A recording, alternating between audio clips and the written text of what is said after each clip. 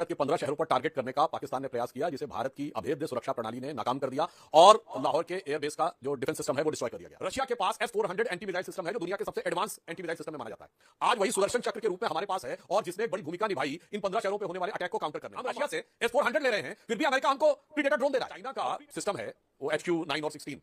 यहां पर कुछ विशेषज्ञों की यह भी राय है कि अगर वो इतना इफेक्टिव था तो हमारे जो मिसाइल अटैक हुए उसको काउंटर करना चाहिए। हमारी सरकार की नीति, हमारी सरकार की प्रोक्योरमेंट की नीति, हमारी सरकार की डिप्लोमेटिक नीति, उसने आर्मी के मनोबल को यानी तीनों सेनाओं के मनोबल को स्ट्रांग करने और उन्हें सशक्त करने का ये कह दिया कि हमने तो टेररिस्ट को हेडक्वार्टर को किया। आज पाकिस्तान इंटरनेशनल लेवल पे जवाब क्या देगा कि उसने भारत के कौन से चीज को टारगेट किया और क्यों टारगेट किया। हमने ये भी बताया टारगेट किया और हमने ये भी बताया क्यों टारगेट किया। यह जवाब आज पाकिस्तान के लिए अंतर्राष्ट्रीय। जय श्री राम दोस्तों, कैसे आप? आई होप सारे स्वस्थ होंगे और मस्त होंगे। तो आज का वीडियो काफी जबरदस्त होने वाला है, वीडियो पूरा बने रहना क्योंकि आज के वीडियो में ये चर्चा हो रही है भारत द्वारा पाकिस्तान के कई बड़े शहरों में ऑपरेशन सिंदूर के तहत ड्रोन द्वारा किए गए हमलों को लेकर। भारत में ये कार्रवाई पाकिस्तान द्वारा भारत के कई शहरों को निशाना बनाते हुए चलाई गई मिसाइल जिसको भारत की सेना ने नष्ट कर दिया और वह अपनी टारगेट तक नहीं पहुंच पाए। पाकिस्तान की इसी नापाक हरकत को देखते हुए हिंदुस्तान ने जवाबी हमले में पाकिस्तान के कई बड़े शहरों पर ड्रोन से हमले करते हुए उनके सैनिक ठिकानों को ध्वस्त कर दिया। इसी सब को लेकर अंजना ओम कश्यप बीजेपी के प्रवक्ता सुधांशु त्रिवेदी से पूछ रही थी, जिसको लेकर सुधांशु त्रिवेदी ने विस्तार रूप से बताते हुए इस पूरी घटना की जानकारी दी। हिंदुस्तान की इसी जवाबी कार्रवाई से पाकिस्तान बुरी तरीके से घबरा गया है। इसके साथ साथ हिंदुस्तान ने कड़े शब्दों में पाकिस्तान को चेतावनी दे दी है कि अगर अब भी तुम अपनी नापाक हरकतों से बाज नहीं आए तो तुम्हारा वह हाल कर देंगे जिसकी तुमने कल्पना भी नहीं की होगी। तो देखते हैं सुधांशु त्रिवेदी ने इस चर्चा में हमारी सैन्य कार्रवाई को लेकर क्या कुछ बताया। तो शुरू करते हैं चर्चा। चलो भाई देखो अब मैं क्या करता हूँ। सुधांशु त्रिवेदी जी हमारे साथ जुड़ गए। सुधांशु जी, विक्रम मिस्री साहब विदेश सचिव ने पूरी जानकारी दी, लेकिन लगातार क्योंकि ऑपरेशन सिंदूर के बाद आपसे बात नहीं हुई है, देश भी सुनना चाहेगा कि भारतीय जनता पार्टी के सांसद जो ऑपरेशन सिंदूर है और ऑन गोइंग ऑपरेशन है, क्योंकि ये किरण रिजिजू साहब ने भी कहा कि ये ऑन गोइंग ऑपरेशन है, क्या हम माने कि युद्ध स्तर पर भारत पाकिस्तान के जो नापाक इरादे हैं, क्योंकि 15 शहरों पर उसने बीती रात भी हमला करने की कोशिश की, हमने सबको नाकाम किया है और आगे बढ़ रहे हैं। देखिए, ये बिल्कुल जो अभी प्रेस कॉन्फ्रेंस से बताया गया कि भारत के 15 शहरों पर टारगेट करने का पाकिस्तान ने प्रयास किया, जिसे भारत की अभेद्य सुरक्षा प्रणाली ने नाकाम कर दिया और लाहौर के एयरबेस का जो डिफेंस सिस्टम है वो डिस्ट्रॉय कर दिया गया।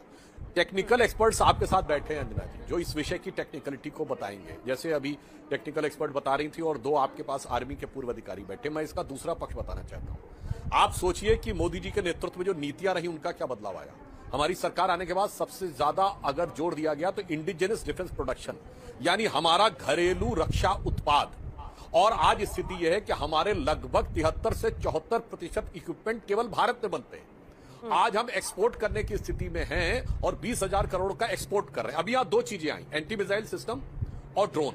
अब यहां मैं बताना चाहता हूं कि जो लोग कुछ समय पहले, आपको ध्यान हो अंजना जी, आपके चैनल पर बैठ के ज्ञान देते थे कि रशिया यूक्रेन की लड़ाई चल रही है, हम खुल के यूक्रेन के पक्ष में नहीं है।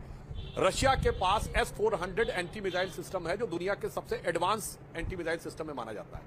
आज वही सुदर्शन चक्र के रूप में हमारे पास है और जिसने एक बड़ी भूमिका निभाई इन 15 शहरों पे होने वाले अटैक को काउंटर करने में। अब महत्वपूर्ण बात क्या है, हम क्वाड के मेंबर हैं, उसके बावजूद रशिया ने हमको S-400 दिया है। यह सरकार की दक्षता होती है, टेक्निकल एक्सपर्टीज उनके पास होती है, आर्मी के पास, पर सरकार का काम होता है सुरक्षित करना। अब ड्रोन की बात आई, हम रशिया से S-400 ले रहे हैं, फिर भी अमेरिका हमको प्रीडेटर ड्रोन दे रहा है और प्रीडेटर ड्रोन हम पाने वाले नेटो के बाहर के एकमात्र कंट्री है जिससे एग्रीमेंट हुआ है। तो आप ये देखिए कि भारत की सुरक्षा को अभेद्य बनाने का जो एक दीर्घकालिक योजना, एक long term planning Modi ji की सरकार ने पिछले कुछ वर्षों में की थी। और शायद बहुत से लोगों को जानकारी ना हो, मैं डिफेंस कमेटी का भी मेंबर था इसलिए मुझे पता है कि इमरजेंसी डिफेंस प्रोक्योरमेंट पिछले कई सालों से पहले से चल रहा था, जिसकी वजह से पर्याप्त मात्रा में आर्म्स एंड एमुनिशन की व्यवस्था भारत के पास है।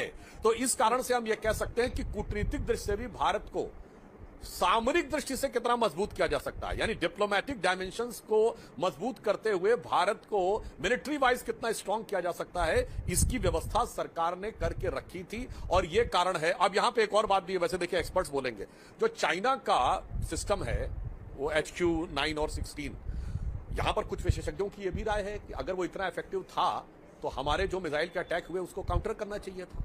उसका एक और कारण भी हो सकता है कि भाई चाइना का क्लेम था, पर अगर रियल वॉर में उसके सिस्टम का यूज हुआ है तो पहली बार हुआ है। तो अब यह भी दिखाई पड़ता है कई बार, जैसे अब मैं दर्शकों के सामान्य समझ के लिए कह दूं, आप कोई गाड़ी खरीदते हैं तो वो कहते हैं इतना एवरेज देगी, मगर जब आप रियल में रोड पे चलाते हैं तब आपको समझ में आता है कि एवरेज और मेंटेनेंस का जो दावा कंपनी का था वो कितना नियर टू रियलिटी है। अब मुझे ऐसा लग रहा है कि इस डिफेंस सिस्टम को अगर देखें तो हमें यह भी समझ में आ रहा है कि जो हमारा डिफेंस सिस्टम है उसकी कैपेबिलिटी क्या है और उनकी भी। वैसे यहां पर जो टेक्निकल एक्सपर्ट्स उन्हें बेहतर पता होगा, S-400 की जो कैपेबिलिटी है वो लॉन्ग डिस्टेंस में भी ज्यादा है।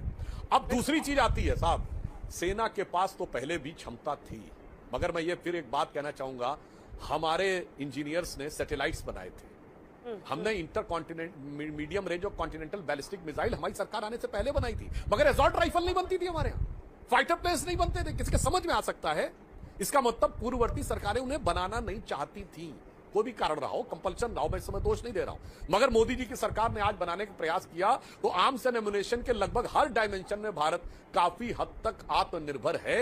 इसके लिए हमारी सरकार की नीति, हमारी सरकार की प्रिक्योरमेंट की नीति, हमारी सरकार की डिप्लोमेटिक नीति, उसने आर्मी के मनोबल को, यानी तीनों सेनाओं के मनोबल को स्ट्रांग करने और उन्हें सशक्त करने का उदाहरण दिया। एक अंजना जी मैं और याद दिलाना चाहता हूं, जल्दी से। अप्रैल 2019 में लोकसभा चुनाव के दौरान, दर्शकों को न याद हो तो मैं रिमाइंड कर रहा हूं, अचानक एक मैसेज आया था कि दोपहर 12 बजे प्रधानमंत्री राष्ट्र के नाम संबोधन देंगे। सब लोग घबरा गए थे कि अरे पता नहीं क्या चीज बंद होने वाली है, मगर शायद लोगों को न याद हो तो याद दिला दूं, वो 12 बजे आकर मोदी जी ने बताया क्या था कि भारत ने अर्थ की लोअर ऑर्बिट में आते हुए किसी भी ऑब्जेक्ट को सटीकता से डिस्ट्रॉय करने की कैपेबिलिटी हासिल कर ली है और यह हासिल करने वाले हम दुनिया के सिर्फ चौथे देश हैं।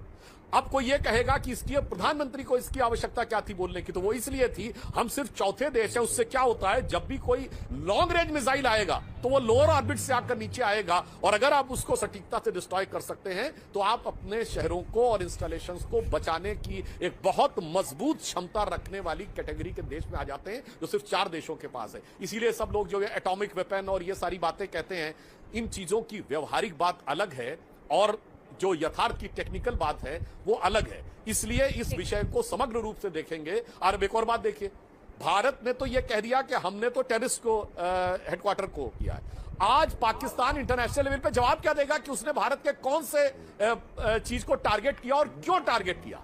हमने ये भी बताया टारगेट किया और हमने ये भी बताया क्यों टारगेट किया। यह जवाब आज पाकिस्तान के लिए अंतर्राष्ट्रीय बिरादरी को देना बहुत मुश्किल है।